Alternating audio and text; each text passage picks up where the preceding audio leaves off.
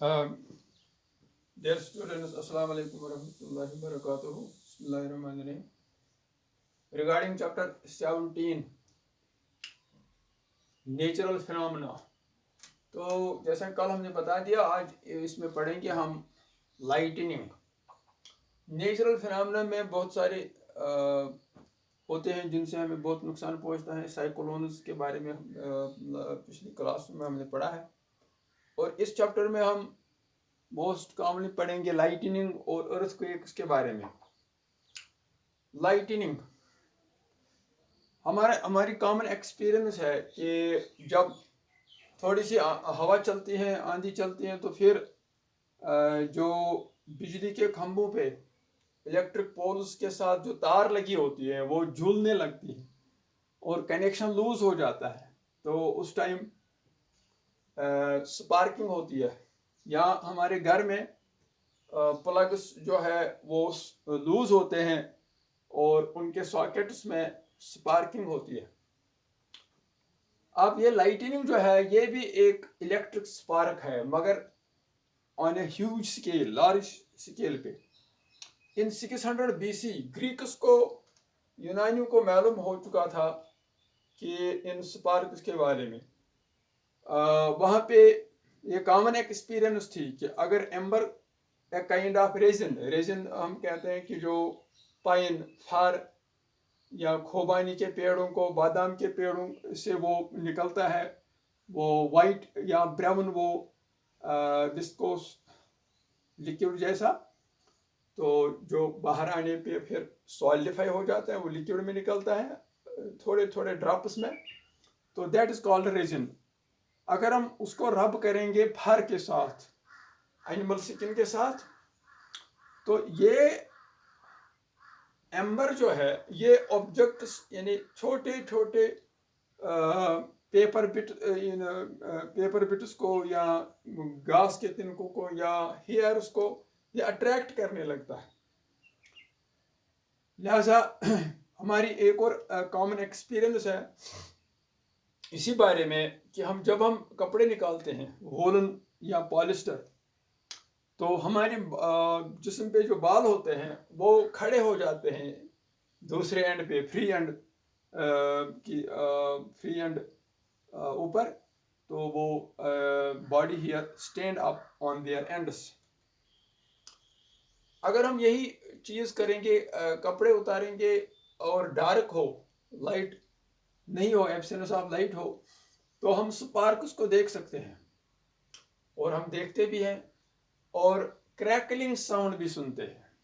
इसका मतलब ये जो यहाँ साउंड भी पैदा होती है। इन 1752 बेंजामिन फ्रैंकलिन, यूएसए का एक साइंटिस्ट, और उसने ये बात डिस्कवर की, जो एक क्लॉथ्स में स्पार्किंग होती है, लाइटनिंग होती है, तो ये और स्पार्किंग क्लॉथ्स की और लाइटनिंग ये सेम एस्पेक्ट है, मगर इस बात को डिस्कवर करने में 2000 ईयर्स लग गए, क्योंकि ये जो साइंटिफिक डिस्कवरीज है ये बहुत सारे लोगों की हार्ड वर्क का नतीजा होता है। ये अक्सर साइंटिफिक डिस्कवरीज में बहुत मेहनत करनी पड़ी है। अब charging by rubbing, ball pen refill को अगर हम रब करेंगे पॉलिथीन के साथ, तो ये भी अट्रैक्ट करता है bits of paper, dry leaf, husk, mustard seeds, तो ये इन स्मॉल ऑब्जेक्ट्स को, ये लाइट ऑब्जेक्ट्स को अट्रैक्ट करने लगता है। तो इसका मतलब इन बॉडीज पे जिनको हम रब करते हैं, इन पे चार्ज पैदा होता है, और लिहाजा हम इनको कहते हैं चार्जड बॉडीज। टेबल 17.1 में अगर हम उस पर काम करेंगे, हम देखेंगे कि रिफिल, बालून, इरेजर, ये तीनों ऑब्जेक्ट्स को स्टार्ट करेंगे अट्रैक्ट करना रब करने के बाद, except steel spoon. Steel spoon पर भी चार्ज पैदा होगा, मगर जब हम उसको टच करेंगे हाथ से, नेकेड हैंड से, तो फिर उसका चार्ज हमारी बॉडी के जरिए अर्थ में जाएगा। यही सारे कंडक्टिंग ऑब्जेक्ट्स का होता है, और नॉन कंडक्टिंग ऑब्जेक्ट्स में ऐसा नहीं। लिहाजा जब भी हम इस बात का ख्याल रखें, लिहाजा यहाँ 17.1 जो टेबल है, इसमें रिफिल, बलून, इरेजर ये चार्ज पैदा करेंगे, और ये ऑब्जेक्ट्स, लाइट ऑब्जेक्ट्स को अट्रैक्ट करना शुरू करेंगे, चार्जर बॉडीज बनेंगी, एक्सेप्ट स्टील स्पून। अब ये टाइप्स ऑफ चार्ज एक्टिविटी 17.3 में दिखाया है कि अगर हम दो इन्फ्लेटेड बैलून्स को हैंग करेंगे, पास पास करेंगे हैंग, थोड़ी डिस्टेंस रखेंगे जैसा कि फिगर 17.1 में दिखाया गया है, और दूसरी तरफ हम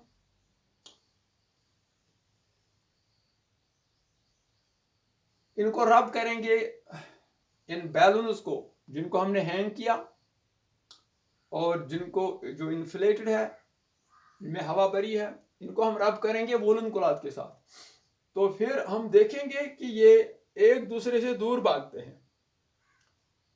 और इस एक्सपेरिमेंट को हम रिपीट, इस एक्टिविटी को हम रिपीट करेंगे, मगर अब की बार हम लेंगे रिफिल, उसको हम पॉलीथीन के साथ रब करेंगे और किसी गिलास टम्बलर में रखेंगे, तो सेम नतीजा सामने आता है।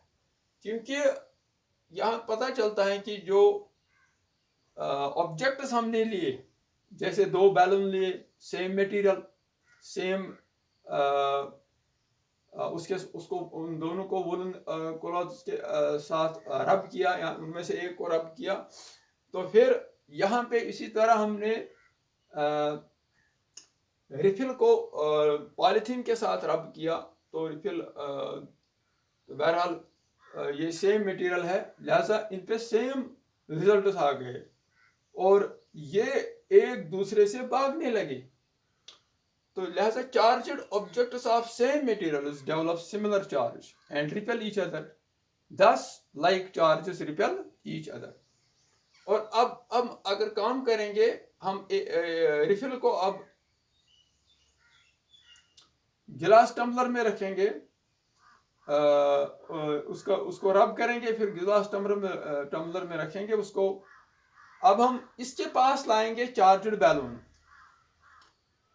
तो फिर हम देखते हैं कि ये एक दूसरे को अट्रैक्ट करते हैं। और लिहाजा क्यों करते हैं? क्योंकि अनलाइक इन पे अब सेम चार्ज पैदा नहीं हुआ, इन पे डिफरेंट चार्ज पैदा हुआ, क्योंकि अब उल्टा रिजल्ट आ रहा है। लिहाजा unlike charges attract each other, और thus there are two types of charges। यहाँ से हमें क्लियर हो गया कि यहाँ पे दो चार्जेस है। कॉन्वेंशनली, रस्मी तौर पे, जिस तरह हम रस्मी तौर पे अगर हम अपने अकाउंट में पैसे डालेंगे हम उसको प्लस लिखते हैं, अगर अकाउंट से पैसे निकालेंगे हम उसको माइनस लिखते हैं पेपर शीट पे।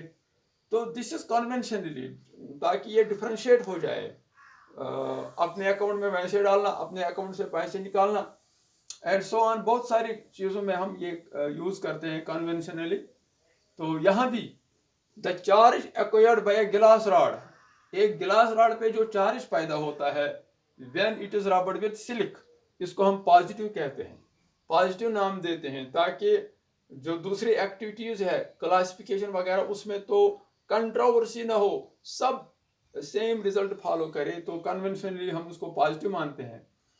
अब अगर हम और जो बाकी दूसरे काइंड ऑफ चार्ज है जो इस पॉजिटिव के साथ अट्रैक्ट होंगे, इस गिलास रॉड को अट्रैक्ट करेंगे, वो दूसरे काइंड के चार्ज होंगे, तो लिहाजा उनको हम नेगेटिव कहेंगे। जैसे फॉर एग्जांपल प्लास्टिक सिट्रा को अगर हम रब करेंगे पॉलीथीन के साथ और फिर इस गिलास रॉड के पास लाएंगे जिसको हमने सिलिक पे रब किया, तो ये अट्रैक्ट करते हैं ईच अदर को। लिहाजा कन्वेंशनली गिलास रॉड पे जो चार्ज पैदा हुआ जब हमने उसको सिलिक के साथ रब किया वो पॉजिटिव माना जाता है, और जो दूसरा काइंड ऑफ चार्ज है कि प्लास्टिक सिट्रा को जब हमने रब किया पॉलीथीन के साथ और जिसको गिलास रॉड के पास लाने से हमें पता चले अट्रैक्ट करता है, उस पे अब प्लास्टिक स्ट्रा पे नेगेटिव चार्ज पैदा होगा। लिहाजा जो भी चार्जड बॉडी गिलास रॉड के पास लाएंगे हम, और अगर अट्रैक्ट हो गया तो नेगेटिव चार्ज है उस पर, अगर रिपेल हो गया तो उस पर भी पॉजिटिव चार्ज है। इसी तरह प्लास्टिक स्ट्रा के साथ के पास जो हम जिसको रब किया पॉलिथीन के साथ, अगर हम उसके पास लाएंगे कोई ऑब्जेक्ट, अगर वो अट्रैक्ट होते हैं तो उस पर पॉजिटिव चार्ज है उस ऑब्जेक्ट पे, अगर प्लास्टिक स्ट्रा के साथ वो रिपेल हो गए तो उस पर भी नेगेटिव चार्ज है। तो I hope this is session for today. लिहाजा इंशाल्लाह हम मंडे के दिन, कल ऑफ रहेगा, मंडे के दिन हम आगे बढ़ेंगे, ट्रांसफर ऑफ चार्जेस कैसे होता है और सिंपल इलेक्ट्रोस्कोप के बारे में पढ़ेंगे इंशाल्लाह। फी अमान अल्लाह।